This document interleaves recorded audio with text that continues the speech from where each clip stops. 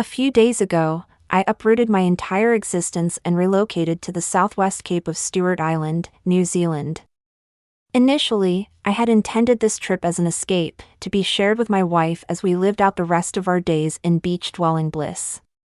Yet, as we aged, I began fostering a general disdain for the direction that society seemed to have chosen for itself. I simply grew weary of the unceasing, perpetually fruitless debates over issues like race, homosexuality, political agendas, abortion, and the like. As far as I was concerned, people could do as they wished, as long as they weren't harming anyone else, simple-minded and a bit naive, perhaps, but my stance nonetheless. With my frustration mounting, my wife and I began planning the move in our late 30s, hopefully with 2 full decades ahead of us to get our affairs properly aligned to allow for such an exodus. But the train derailed as I reached 43, and she was diagnosed with an untreatable brain tumor. 2 years later, I was alone and wanted nothing more than to expedite my exit from mainstream civilization. I sold our house and our cars, the latter being more painful as I prized my '69 Stingray convertible. Nonetheless, the profit from its sale was necessary to procure adequate funding for my relocation. Disappearing is no cheap venture, and it brought me an odd sense of closure in regards to that chapter of my life. The crippling depression from the loss of my wife remained, but I felt little remorse for the loss of our lifestyle. The outdoors had always been a passion of mine, since my earliest memory. Fishing, kayaking, game hunting, cross-country hiking, and anything else without a ceiling over it had always been my forte.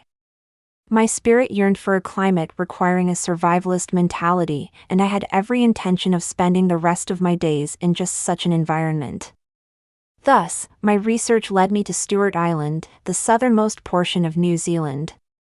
The mild climate, sparse population, immediate access to open water, and dense forestry completed my checklist. The prospect of dangerous wildlife or poisonous vegetation brought me no qualms. After all, there aren't even any terrain-dwelling snakes on the island. What few locals were present on Stewart Island were nice enough upon my arrival, having harbored a few tourists here and there for the more accessible beaches. I did draw a few laughs from the older residents when I told them where I planned to go, and encountered one old man that simply shook his head and walked away when I mentioned the Southwest Cape's eastern shore. But I could not be discouraged. There was no turning back. My final stop was at the local supply depot in Oban. There, I purchased a map, 2 books on native flora and fauna, a leather-bound journal, ink, a canteen, an axe with a 36-inch handle, a hunting knife, 30 feet of braided paracord, a small fishing kit, waterproof matches, a compass, and a Swiss gear pack to place it all in. I told myself that if I had forgotten anything, I didn't need it, or would be able to construct it for myself. Either way, I would either make do or die, and although I wouldn't describe myself at the time as suicidal, death didn't seem such a horrible alternative. The hike to the Southwest Cape took me almost 3 days. The journey was made longer because of the mud from recent rains. Sleep was difficult the first night, as it had been some time since I had slept on the ground, and the reality of my endeavor finally began to sink in. While experienced within the natural world, slight anxiety came over me upon the realization that I may have bitten off more than I could chew, and I had no fallback option. Juxtaposed with this thought was a comfort in knowing that my newfound worry indicated a resurgence in my will to live. Eventually, my psyche balanced these two notions, and I did manage to sleep a few hours, awaking with renewed confidence in the face of the rising sun. Days 2 and 3 were largely uneventful, save for a brief but violent thunderstorm and a confrontational encounter with what may have been a brush-tail possum. Despite the critter's sincere efforts, I found myself on the coastline midday of the 3rd. Authentic peril would not rear its head until that evening. My efforts in constructing camp that day concluded with the completion of a water collection basin that I devised from several broad ferns and a species of bamboo that I knew had been introduced to the area centuries before. Previously, I had created a small hut of the same bamboo and ferns to serve as my shelter until I ventured to build something more ambitious, along with a moderate fire and a few limb lines for fishing. Resigning myself to relaxation for the remainder of the day, I took off my clothes and my boots and braved the somewhat murky but refreshing surf. Initially, I was met with intrigue in regards to the gradient at which the water deepened. Approximately 100 meters from shore, I found myself only knee-deep, and I could feel the soft, white sands beneath my soles. In hindsight, perhaps the lack of aquatic life in the area should have been an indicator of something amiss, but I was still planted firmly in the euphoria of my self-engineered renaissance. I stood for perhaps another 30 seconds, merely observing my surroundings, and then took a step forward. From there, I cannot convey the alarm that I experienced when I was suddenly and completely submerged. I am ashamed to say that my instinctual reaction was panic. I had not seen any darkening of the water to indicate such a drastic depth change, and yet there I was. I kicked frantically for the surface and found it soon enough, gasping for breath. As I regained my composure, I cursed my neglect for not bringing goggles or a snorkel, for who knew what sort of wonder-laden reef I may have stumbled upon. Regardless, my decision to resubmerge was met by terror surpassed only by events that would occur later. I exhaled just enough oxygen to go under and stabilize at approximately 3 meters. I thought that maybe the water somehow became more buoyant at this point, but disregarded the feeling as my imagination. I decided to open my eyes, despite the salinized water. I peered down.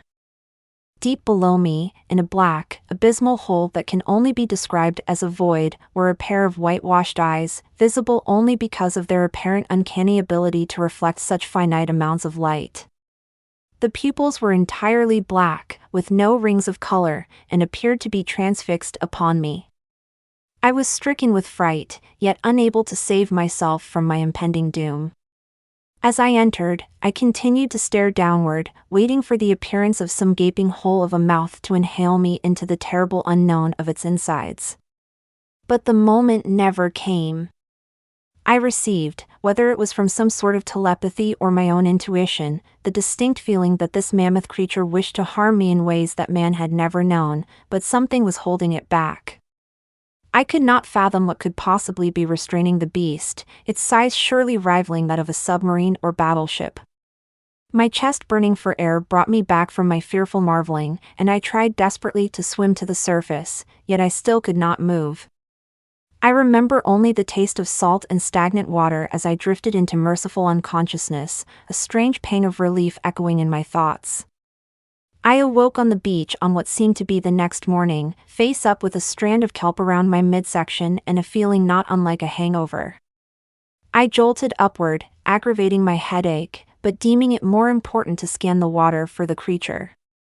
I spied nothing but the crashing waves and scattered fragments of driftwood. I collapsed back onto the sand and gazed into the overcast sky, edging on delirium and only capable of thinking of the eyes. Oh God, the eyes. After an eternity of contemplation, I found the motivation to rise and attempt to carry on. I could find no rational explanation short of some strange hallucination, but could recall nothing that would have caused it. Throughout the day, my intellect continued to pull me towards the multitudes of legends and unsolved mysteries of the unexplored sea, unknown sounds captured on tape, megalodon sharks, Jules Verne novels, the Bermuda Triangle, and others similar. Nothing I could fathom satisfied me, and I despaired, with no discernible reason as to why I did not abandon my supposed slice of paradise, and a dull anxiety that persisted for the remainder of the day. I cut my fishing lines, simultaneously knowing that they would yield nothing while also fearing what may be present at their ends. It was then that I realized I had witnessed not a single marine life form. My fire had smoldered to ashes, so I replenished it, gathering driftwood from the beach and dried foliage from the tree line, all the while keeping a wary eye on the water, awaiting the appalling eyes that resided below the surface. On that day, they made no appearance. There should be no surprise that I did not sleep well that night, having exhausted my wildlife manual and illuminating no form of insect or animal otherwise that could have induced my experience. By morning, however, my distress began to dissipate, as my mind exhausted itself and simply relegated its time to other things, food, for example. At some point after dawn, I made the decision to hike somewhat inland and try my hand at trapping, as fishing seemed foolish and I felt the need to get away from the shore for a time. I endeavored to create 6 traps, all sling rigs camouflaged with the letter of the forest. It was during my search for an animal sign that I discovered Emma. The schooner, with its name etched in fading stain on its stern, was approximately 500 meters inland, lying capsized on its deck, with several varieties of vine and runners growing around the masts, which had been forced through the bottom of the hull, and stood erect, as if the ship had been dropped on its top from a great height. The hull itself was perhaps 20 meters, large enough for a dozen crew members at the most. Curiously enough, there were immense circular patterns etched into the ship's surface, as if a gargantuan plecostomus had scraped a meal of algae from the vessel while it was still afloat. Summarily, I decided that I could adapt and renovate the craft into my permanent residence, its location away from the waterline suddenly appealing. I finished setting my traps at a distance and began my new project immediately. The labor was invigorating. I was so excited about my fortune in finding Emma that I nearly forgot about my encounter, thinking of it only occasionally and partially settling on dehydration as a likely culprit. Using my axe, I cut an entry to the hull and began clearing what little, sun-starved growth there was, along with eradicating any unwanted inhabitants. I battled briefly with the notion that I might find human remains, or even lost treasures, but discovered neither. My only finding was an old leather volume, coming apart at the spine. It was apparent that the tome had been either sunken or rained on, as indicated by the illegible remains of water-diluted ink on the pages. The only decipherable items were 2 in number, a single date, March 21st, 1925, and the phrase "it calls me," near the bottom of the last used page. I presumed at the time it was a sailor referring to the call of their personified ocean.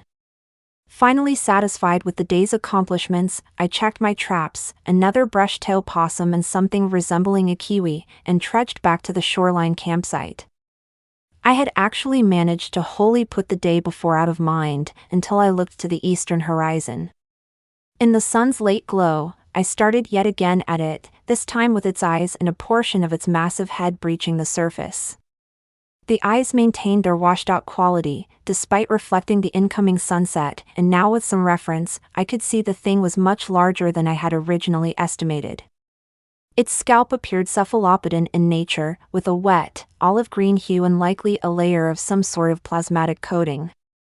Just beneath the water's now churning surface, I could distinguish at least 8 serpentine masses, seeming to extend from the head, writhing together with some form of lateral undulation.